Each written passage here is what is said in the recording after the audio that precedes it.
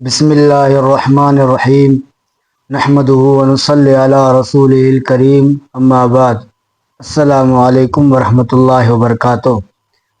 خواب میں ببر شیر کو دیکھنا ان کی کیا تعبیر ہو سکتی ہے؟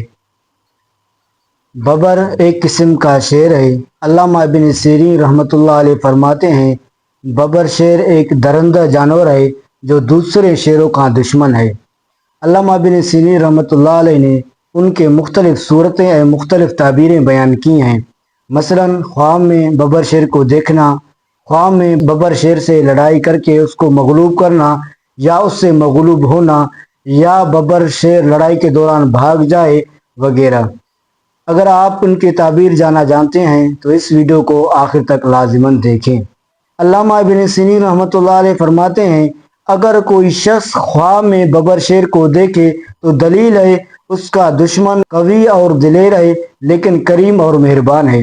اگر کوئی شخص خواب میں ببر شیر کے ساتھ لڑائی کر کے اس کو مغلوب کرے تو دلیل ہے دشمن پر غالب آ جائے گا، دشمن پر فتح پالے گا۔ اگر کوئی شخص خواب میں ببر شیر سے مغلوب ہو جائے تو دلیل ہے دشمن اس پر فتح پالے گا۔ اگر کوئی شخص خواب میں ببر شیر سے لڑائی کے دوران ببر شیر بھاگ جائے تو دلیل ہے دشمن سے امن میں رہے گا۔